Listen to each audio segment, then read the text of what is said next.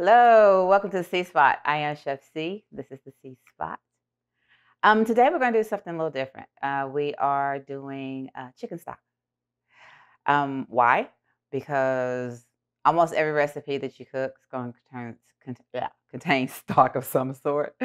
So we're going to do chicken stock. We're going to do it in the Instapot. So we're going to make it really easy. It's going to take about 40 minutes, 30 to 40 minutes. And the key is when you're cutting up your vegetables, your carrots, your onions, your celery, the parts that you would normally throw away, don't throw them away. When you clean your carrots, the shreds that come off when you clean your carrots, don't throw those away either.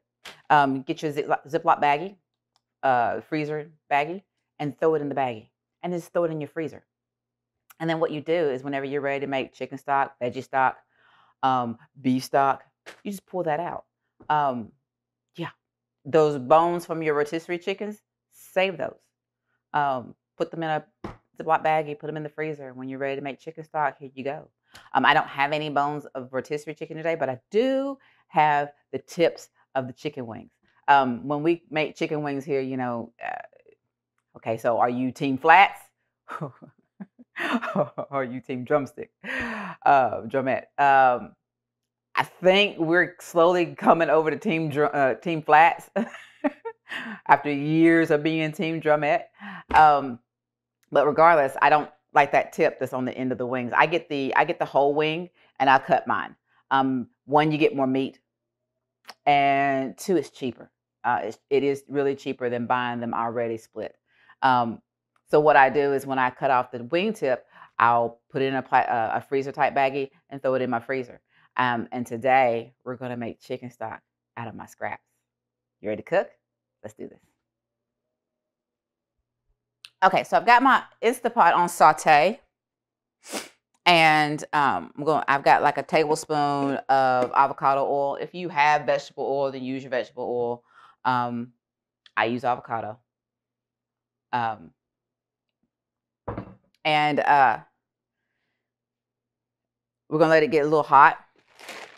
Got my chicken wings that are frozen,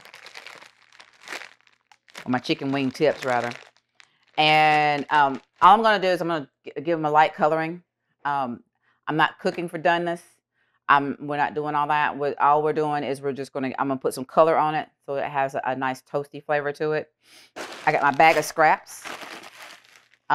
These are, let's see, onion peels will give you the darker color, but I've got onion peels. I've got carrot shreds. I've got carrot tops. I've got some celery. I've got a jalapeno or two in there of where I cut off the tops of the jalapenos. Yeah, I have.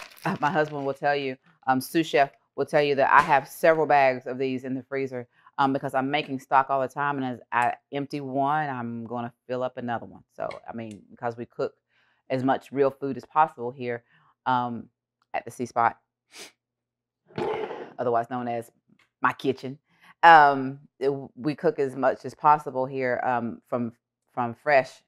I don't use a lot of canned goods. I do have canned goods for some things because some things they just come in a can. But I'll use fresh or frozen before anything else. All right. Now, there are two rules of thumb with the chicken stock. You can either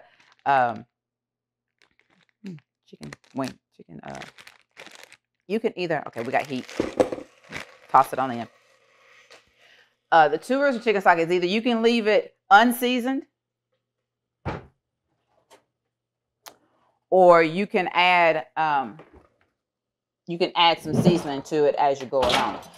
I am in the middle because I believe if my chicken stock, now this is for me and my cooking. If you buy chicken stock out of the store, it's going to have salt in it, but it won't have a whole lot. So you're not going to taste a whole lot of seasoning. I'm from the rule of thumb in my household is that if I cook it, I got some poppage going on, that water. So my thought is that if I'm cooking with my stock, I want it to have some flavor. The more flavor I put in, the less flavor I have to put in. Understand that? Now, you do have to keep in mind what flavors you put in. So if you make your stock really hot, then it's going to be hot. All right. So I'm going to let this brown just a little bit. I'm going to let the wing tips brown just a little bit. And then I'm going to dump in my veggies and dump in my water. And then we're going to set it. We're going to forget it. See you back in a bit. All right. You probably can't see it as well there. But here I got a little color going on all around.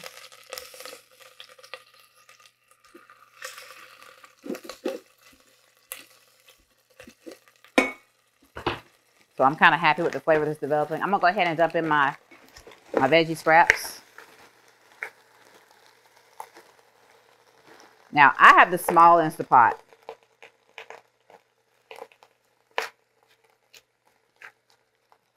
And I think I'm above my fill line.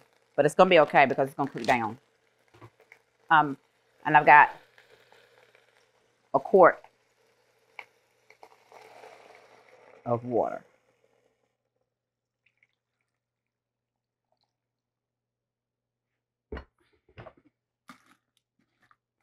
I mean, I have like everything in here. I've got bell peppers. Bell peppers are really good in my stock. I love the bell pepper flavor. If you have an aversion to peppers of any type, leave them out. That was a quart. I'm gonna add about 2 more cups. Actually, I'm gonna add about a cup. Now, that depends on your Instapot. If your Instapot can hold more, then by all means, use more. I have the small one because it's just me and Sous Chef. All right, we've got it set. All right, so we're going to take it off saute. I'm going to put the pressure cook on high. My time is going to be 40 minutes. I'll see you back when it's done.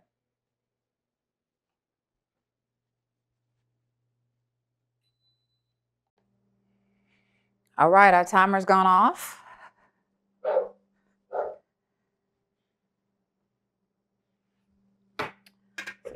Let's see what we got going on. I'm going to release the steam.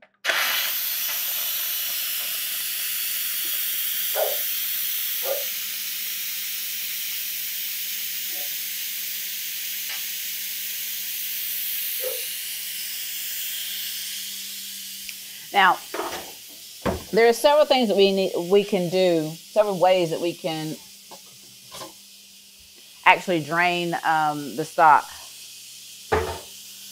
I actually have 2 ways that I found that work pretty good. It depends on how quick I'm going to use the stock.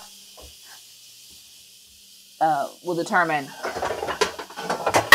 usually how I drain it. You can use a colander and just put a bowl on the bottom of it and let it drain out. You use a steamer, and what I do with this is I normally would press it down in, and it would take all the vegetables and press them down to the bottom, and then I can pour the stock out that way. Now, I am guinea pigging today. Since this is the first time I've done stock in the Instapot, I usually use my my big stock pot and do it that way.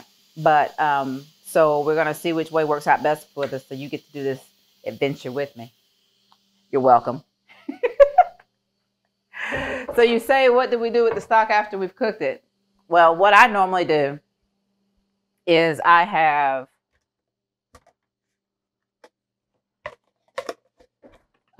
quart containers.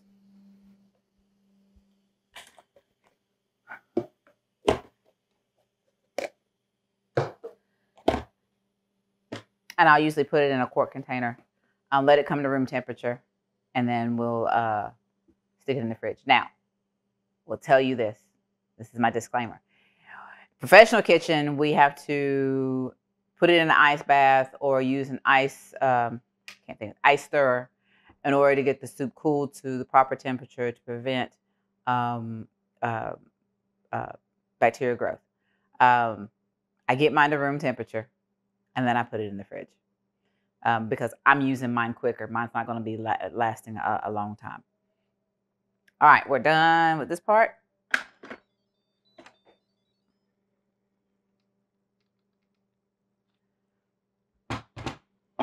And there's our stock. Now this is a disclaimer for Caritha. This will be hot. It has no choice but to be hot. It's been cooking for 40 minutes.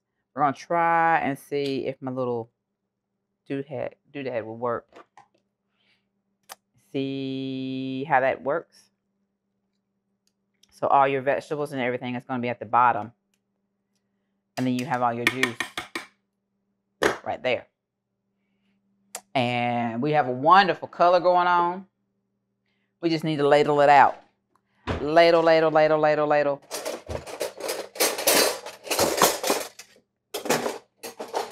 Never have my tools out lately. All right.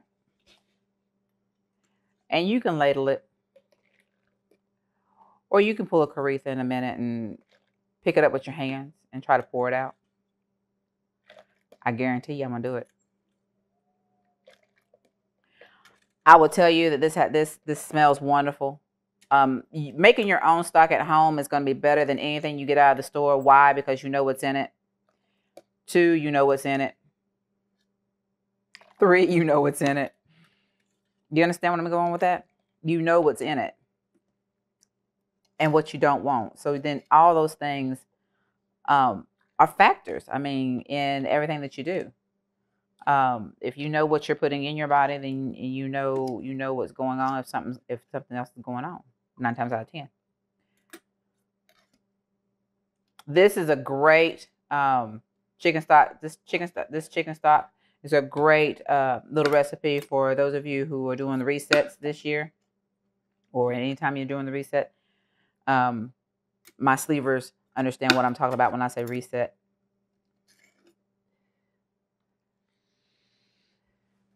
And that's 1 quart. I'm probably going to get a half. Those vegetables, because they're frozen, they're going to have ice crystals on them. So they're going to release moisture. Vegetables themselves are going to release moisture when they cook out. I mean, so you got all kinds of moisture going on. Now, okay, so you see a film, that slight film on the top. If you will let, once your stock cools, you put it in the fridge, you'll be able to peel that off, and that's the excess grease from the chicken. Oh, I think we're doing really, really good. I made it. Believe it or not, y'all. My patience went out. And again, touching stuff like it's not hot. Years of cooking in the kitchen, asbestos hands, all that kind of good stuff. I'm going to press down a little bit more. I'm going to hold it. And we're going to pour.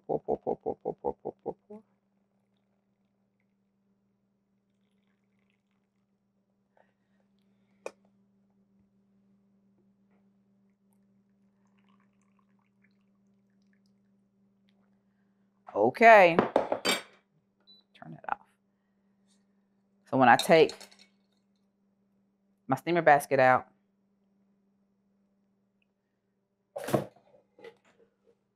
all the juice is gone.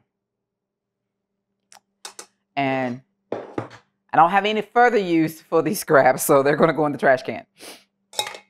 If y'all can think of another use I can use for it, by all means, let me know. I'll be happy to oblige and use it. You know, anytime I can save a tree, I'll save a tree. So there you go. That was a quart of water, plus a cup and a half, and I got a pint and a quart of stock out of it. This would cost you this one alone would cost you about $2.99 to $3.99 in the store, depending on what brand you got. And what did I do? I made it myself. About 40 minutes out of my time. And actually, I didn't have to do anything. I just set it and forget it, and we're all good. So as I said, you can do things on your own and make them from scratch, and then you know what's in it, and it's a wonderful thing. Now you get to eat. Like I said, those of you who are on are doing resets, this is chicken stock, and you can do veggie stock for those of you who are trying to be vegan. I don't want to say that. Let me say it the way. Those of you who are vegan, or those of you who are partaking in a vegan diet, vegetarian diet, just leave out the chicken, and you've got it made. Yeah. So I thank you for coming to cook with me today. I am Chef C at the C Spot. It's been my pleasure to cook with you. I always love to try new things and to show you some things that I do in the kitchen. Um, Remember to like, share, and subscribe. Leave me a comment. Let me know what you think. If you have any suggestions, any hints, or anything of that nature, just leave me a comment. Let me know. We look forward to hearing from you always. What else I want to tell you? Check out the website on THECSPOTFOOD.com. New cookbooks out. Look underneath merchandise, and you'll see our cookbook. You can order our cookbook, pre-order. The book should be here probably mid-February, and then I'll be shipping those out.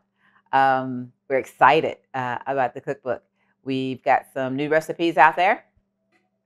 Even if I don't do a video for them, we do have recipes always ongoing out there on the C Spot Food. If you want to contact me via email, you can contact me at the cspotfood@gmail.com. THECSPOTFOOD@gmail.com. Didn't think I could do it, did you? Yeah, it's been fun. So join me again, and we'll cook some more. Remember, in all you do, everything you do, enjoy that journey.